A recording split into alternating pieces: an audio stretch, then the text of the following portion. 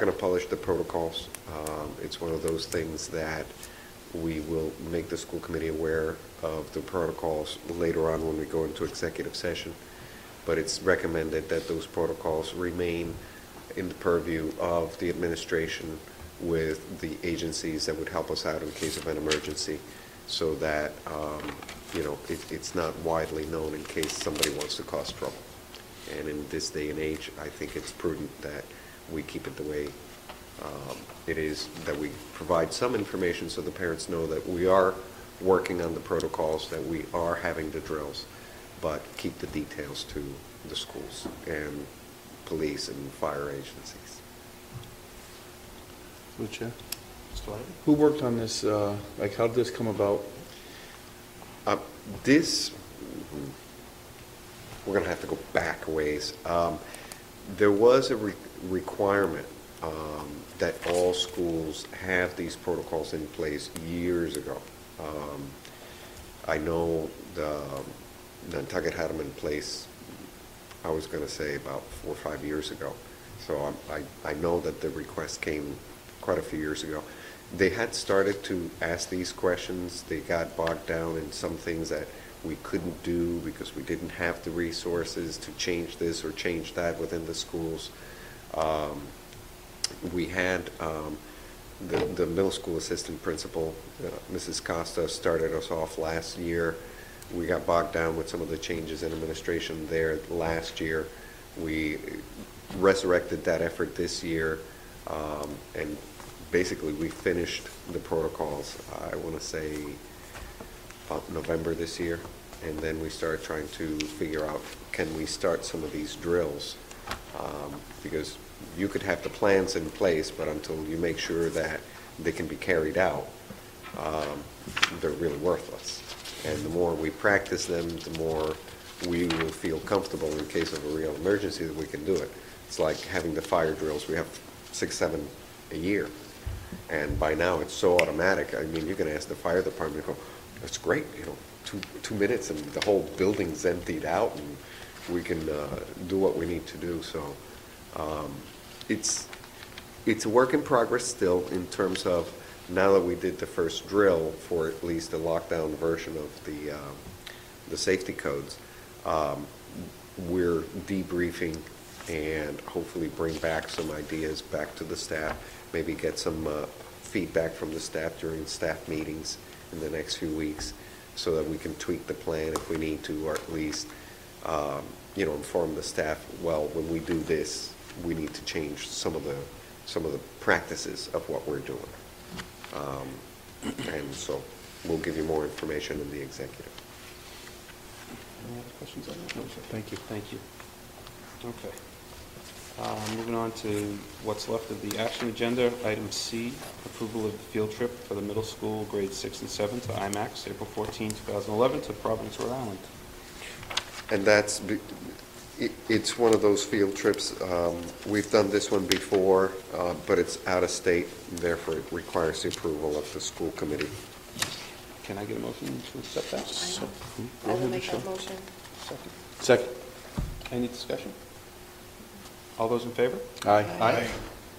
Okay, letter D, approval of a field trip, the elementary school grade 4 to Boston Museum of Science on May 25th, 2011. Can I get a motion to approve that? So moved. Second. Any discussion? All those in favor? Aye. Aye. Mr. Chairman, Yes, sir. just before we move off field trips, I know we've approved previously the field trip going to Washington, D.C., and there was an informational session this past week, I believe, or this week. It was a parents' chaperone meeting last night. Chaperone meeting was last night. This week, right? Though? The chaperone meeting was last night. It was last night. So I've heard some concern with the stopping off. Did anything else come out of that meeting in terms of stopping off at Six Flags, or we can put it on the agenda later on? I don't know what we're doing. Yeah, that's something that'll come up at a later school committee meeting. We'll have to approve that. Can you see it now? Well, we already did approve. Didn't We already approved it. saw We the approved it. itinerary. Okay, go ahead. We spoke to the parents, and I asked them specifically their thoughts on stopping at Six Flags was. I spoke to the superintendent, and I will be sending out a survey to all of the eighth grade parents, just to get their idea about it. And the way I presented it last night to the parents, and just really asking their reaction to it, a few of them had heard people speaking about, is it safe?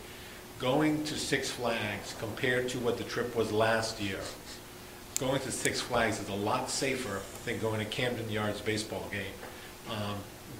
The amount of variables at the Red Sox game was amazing. I sat there, I saw it, Dr. Cawley was there. There's alcohol at that park. There's people who are there just to watch a game without kids. Yes, it is an amusement park, absolutely. It has absolutely no educational value. I'm not going to try to force it into a standard anywhere. But what it does do is... There isn't? There's some engineering with it. There's some geometry going on in Physics physics. If I need to, I will. They run We can around do the that park. for an education. But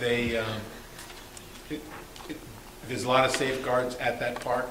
The park is only there, families are at the park. One way in, one way out. We have one way in, one way out.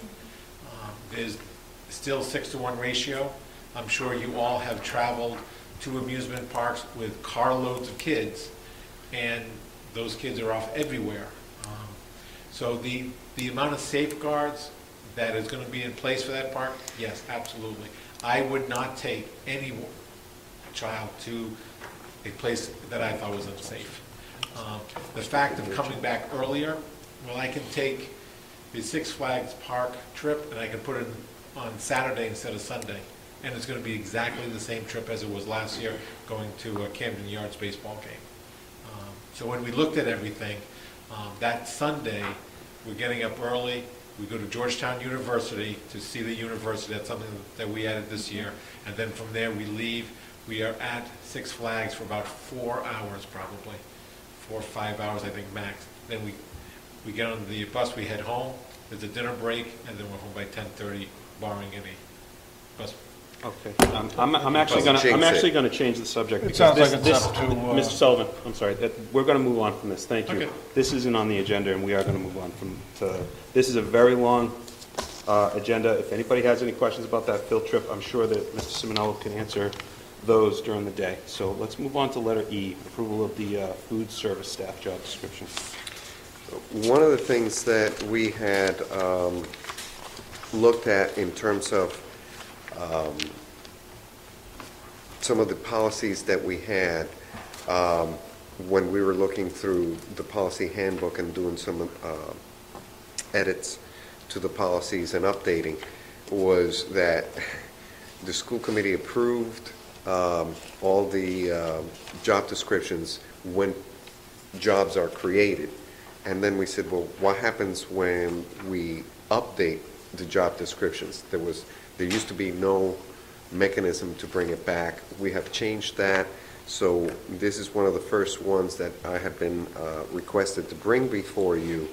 It's kind of some of the things that over the years we have been trying to update some of the the job descriptions to make sure they match what it is we're asking our staff to do. For example, in this one, if you look at the new number 4, would include the point of sale system, which is we want our staff to be able to rotate when needed through the place where the kids pay. And it's a totally automated system. It's no longer, a cash register and then looking at the tape later.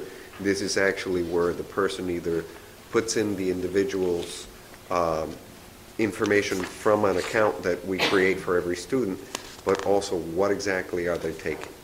Is it a full meal? Is it individual pieces within the meal? That way we can track what's the